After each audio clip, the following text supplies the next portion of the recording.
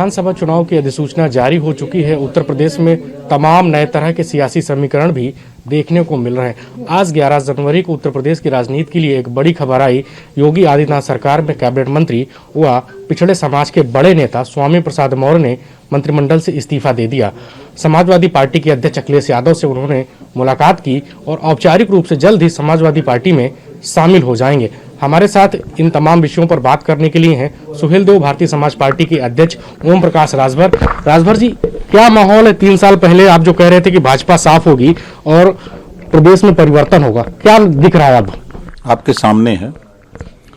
अभी तो ये झांकी है, अभी बड़ा खेल बाकी है। अभी आपको 15 दिन के अंदर बड़ा खेल मिलेगा, क्योंकि हम तो पहले जान गए। जब वहाँ मुख्यमंत्री से मंत्री नहीं मिल सकता, अपने राष्ट्रीय अध्यक्ष से नहीं मिल सकता, वहाँ गृह मंत्री जो मालिक हैं पार्टी के भाजपा के, उनसे नहीं मिल सकता, तो फिर वहाँ किससे मिलेगा? चपरासी से जाके। तो ये नाराजगी धीरे धीरे बहुत रूप पकड़ लिया था। हमको ये बात 3 साल पहले ही पर मालूम हो गई थी। तो मैं इसी नाते कह रहा था कि अंदर अंदर जो सुलग रहा है उसका खुलासा समय आने पर होगा। और 2 महीने से मैं कह रहा था कि अब समय आ रहा है, अब जल्दी ही 1.5 दर्जन मंत्री साथ छोड़ेंगे। आज आपने देखा। आज जिन कई मंत्रियों के नाम की चर्चा थी, नंदगोपाल गुप्ता, नंदी, दारा सिंह चौहान और धर्म सिंह सैनी, इनमें से 2-3 मंत्रियों ने खंडन किया है। बीजेपी की तरफ से इन लोगों से शायद संपर्क किया गया, डैमेज कंट्रोल की बात की गई। यह भी कहा जा रहा है कि जो उत्तर प्रदेश के डिप्टी सीएम केशव प्रसाद मौर्य हैं, उन्हें अमित शाह ने स्वामी प्रसाद मौर्य को जिम्मेदारी दी है। तो क्या स्वामी जी एक बार क्या फिर से बैकफुट पर जा सकते हैं? क्या ये जिम्मेदारी नहीं दी गई जो जिम्मेदारी आज अमित शाह ने दिया है केशव देव मौर्य को? ये जिम्मेदारी केशव देव मौर्य को अमित शाह ने नहीं दिया कि जब पिछड़ों के 69,000 शिक्षक भर्ती में 68,500 शिक्षक भर्ती में पिछड़ों का 27% हिस्सा लूट लिया गया। राष्ट्रीय पिछड़ा आयोग ने जब उसकी जांच किया, सही पाया गया, तो क्या उस समय वो निर्देश नहीं दिए? ये केशव मौर्य को नहीं दिखाई दे रहा था? डिप्टी सीएम थे ना। जब इनके यहाँ ये पिछड़े समाज के बच्चे गए तो पुलिस से पिटवा दिया केशव जी ने। स्वतंत्र देव पटेल के यहाँ गए तो पुलिस से पिटवा दिया। योगी जी के यहाँ गए तो पुलिस से पिटवा दिया। भाषण मारते थे कि बड़ी पारदर्शिता से हमने भर्ती की है, और अपना जूता अपने सर पे मार लिया। फिर वही मुख्यमंत्री जी अपने आईडी से ट्वीट करते हैं कि जो आरक्षित वर्ग के साथ अन्याय हुआ है हम उसकी भर्ती करेंगे। किया ना ट्वीट? अब प्रमाण हो गया ना। 23,000 लूटा हिस्सा शिक्षक पद का और 6,000 भर्ती कर रहे हैं। फिर आंदोलन शुरू होता है, फिर पुलिस से पिटवाते हैं ये लोग।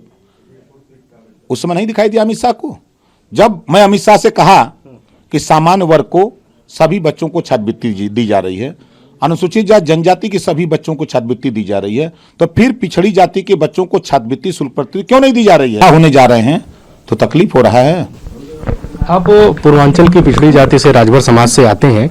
जब आप सरकार में मंत्री थे तो पिछड़ों और वंचितों को लेकर लगातार मुखर रहे, मंत्री पद की आपने चिंता नहीं की। अब स्वामी प्रसाद मौर्य जब चुनाव की अधिसूचना हो गई, 5 साल तक सरकार में, इसके बाद आ रहे, तो इस चीज को किस प्रकार से आप देखते हैं? देखिए, भारतीय जनता पार्टी हिटलर शाही रवैया अपनाई थी। पत्रकार, उदाहरण दूं, पत्रकार ने सही बात दिखाया। देश का चौथा स्तंभ होता है पत्रकार। सरकार को आईना दिखाता है कि ये कमी है, इसको ठीक करो। तो जब मिड डे मील योजना में पत्रकार ने दिखाया कि नमक रोटी खिलाई जा रही है, तो उसी को ठीक कर दिया, जेल भेज दिया। जब आपके हाथरस की बेटी के साथ जो घटना घटी, पेट्रोल डाल करके आपने 12 बजे रात को जलवा दिया। जब वहां पत्रकार जा रहा है, नेता जा रहा है, तो मुकदमा लिख रहे हो। रहा ना? कोई भी आपके खिलाफ बोल रहा है तो उसको ईडी और सीबीआई दिखा रहे, डरवा रहे हो। तो ये दहशत का माहौल बनाए थे कि अगर आप इधर से निकले उधर तो फिर ईडी सीबीआई भिड़ा दूंगा, जेल में भेजवा दूंगा। ये डरवा रहे थे। इसी नाते लोग समय का इंतजार कर रहे थे कि जब ईडी सीबीआई कोई काम न करे तब हम चलेंगे। तो आज ईडी सीबीआई उनके घर पहुंच गई। अब देखिए, ईडी सीबीआई ले आए थे ना, ईडी ने क्या किया? अपना ही घर में छापा मरवा दिया। इत्रमैन कह रहे थे कि समाजवादी पार्टी का इत्रमैन है, अब इत्रमैन तो उन्हीं के घर का निकल गया। अब आप एक हफ्ता और इंतजार के, थोड़ा मामला तो गर्मा के ठंडा जाए, फिर उसके बाद तब फिर झोंकेंगे, फिर उसके बाद चिल्लाएंगे ये सब। फिर उसके बाद इनको हम चिल्लवा देंगे कि प्रदेश की जनता कहेगी कि अब इन्होंने जितबे न करी। राजभर जी, आपसे 2-3 दिन पहले दया शंकर सिंह की मुलाकात हुई। आपने कहा कि वो अपने टिकट के लिए आपकी पार्टी से बातचीत कर रहे थे। आज उनका बयान आया है कि वो कई बार आपसे मिल चुके हैं और वह ये कोशिश कर रहे हैं कि राजभर जी वापस आ जाए। तो वो ये कह रहे हैं कि वो लगातार कोशिश कर रहे हैं और उनकी कोशिश कामयाब होगी। ओम प्रकाश राजभर भारतीय जनता पार्टी के साथ फिर आएंगे, क्या कहेंगे? आप देखिए, हम प्रमाण दे रहे हैं आपको, ऐसे हम नहीं बोल रहे हैं। टिकट के लिए पति और पत्नी आमने सामने है ना, अखबार की कटिंग है, ये तो हम नहीं बोल रहे हैं ना। पति पत्नी आमने सामने टिकट के लिए, इधर फोटो है स्वाति सिंह की, इधर फोटो है दयाशंकर सिंह की, है ना। लेकिन वो ये कह रहे हैं, सुन लीजिए अब आप हमारे यहाँ आए कहें कि वो मंत्री है, ओके तो टिकट मिल सकला, हम तो न मिली, अपने पार्टी से लड़ा दीजिए। तो हम कहे कि कहाँ से लड़ें, क्या सरोजनी नगर? हम कहे बलिया चलो, बलिया से हम आपको लड़ा देते हैं। तो कहाँ देख लीजिए, हम आपको गंभीरता से कह रहे हैं कि अब हमको चुनाव लड़ना है किसी कीमत पर। दयाशंकर ने कहा कि हमको इस बार चुनाव लड़ना है, तो समाजवादी पार्टी अखिलेश जी से बात कर लीजिए, चाहे वो अपने सिंबल पर लड़ा दें, चाहे आप मुझे चुनाव लड़ा दीजिए किसी कीमत पर। अब बाहर जा कर के क्या बोलेंगे कि हम टिकट मांगने गए थे। आप बताइए कि अभी स्वामी प्रसाद मौर्य जी का आपने सुना ना, कम से कम हमारी इनकी कई दौर की बातचीत हुई, लेकिन ये बाहर नहीं जाने दिए। कई विधायक आपने देखा ना, बाहर नहीं जाने दिए। बहुत लोगों से बात हमारी हुई है, सब सामने आ जाएगा प्रदेश। और ये टिकट पे चुनाव लड़ेंगे दयाशंकर, देखिएगा ना। वो जो ये कह रहे हैं कि उनकी कोशिश कामयाब होगी, ओम प्रकाश राजभर जी भाजपा के साथ जाएंगे, तो ऐसा नहीं होगा और दयाशंकर सिंह आपके गठबंधन के साथ चुनाव लड़ेंगे? 100% देख लीजिएगा ना, वो कहीं 10 दिन के बाद वो न ज्वाइन कर ले। आपका जो संकल्प भागीदारी मोर्चा है, उसके साथ तमाम सारे छोटे दल हैं, तो अखिलेश जी के साथ सीटों के बंटवारे पर क्या बात हुई? कितनी सीटें आप लोगों को मिल रही हैं इस पर? कोई झगड़ा सीट का नहीं है। हमारा जो लक्ष्य है भारतीय जनता पार्टी को सत्ता से बेदखल करने का, हम सब लोग मोर्चे के लोग तैयार हैं कि भाजपा को सत्ता से बेदखल करें, सरकार बनाकर हम लोग सरकार में शामिल होंगे। जितने भी हमारे घटक दल हैं सभी लोग सरकार में शामिल होंगे। मुख्यमंत्री योगी आदित्यनाथ ने कहा है कि प्रदेश की 80% जो जनता है जो विकास चाहती है वो हमारे साथ है, और 20% जो वो लोग हैं जो विपक्ष में हैं और गुंडे और माफियाओं का साथ देते हैं, संरक्षण देते हैं, तो उन विपक्ष के साथ। इस पर क्या कहेंगे आप? हमने एक प्रमाण दिया ना योगी जी का झूठ बोलने का। 69,000 शिक्षक भर्ती 68,500 में, यही ना बोल रहे थे बड़ी पारदर्शिता से, फिर उन्होंने स्वीकार किया ना। अब आइए 20% पर। उत्तर प्रदेश की आबादी 20% मुसलमानों की है, कहते मुसलमान ना वोट दी हैं, ठीक है ना, 20%। अब आ जाइए 12% वोट अकेले यादव का है, ठीक है। हम जिस इलाके में हैं राजभर 12 से 22% है।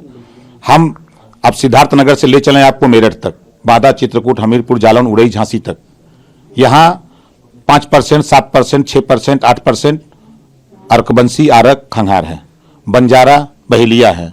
पूरी 403 सीटों पर प्रजापति और पाल, ये हर जगह 20,000, 25,000, 30,000, 40,000 इनका वोट है। ये सारे लोग मिल करके हम लोग आज के तारीख में 62% वोट अकेले अखिलेश जी के साथ खड़े हैं। आप बताइए उनका 80 में से 12 निकालिए, हमारा 18 निकाल दीजिए प्रदेश के आंकड़े में, 3.5% प्रजापति का निकालिए, 3.5% का निकालिए। वो किसका जोड़ रहे हैं? ये भांग खा करके गांजा पी के बोलते हैं, समझ रहे हैं ना। ये नहीं सोचते कि हम क्या बोल रहे हैं।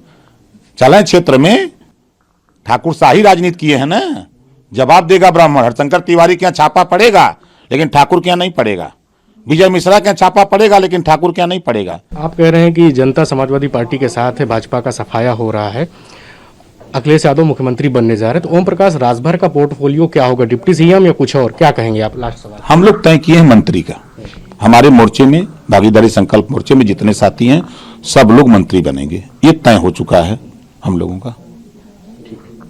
तो ये थे सुहेलदेव भारतीय समाज पार्टी के अध्यक्ष ओम प्रकाश राजभर, जिन्होंने तमाम गंभीर विषयों पर हमसे खुलकर बात की। वीडियो जर्नलिस्ट विजय वर्मा के साथ धीरज त्रिपाठी, ईटीवी बात, लखनऊ।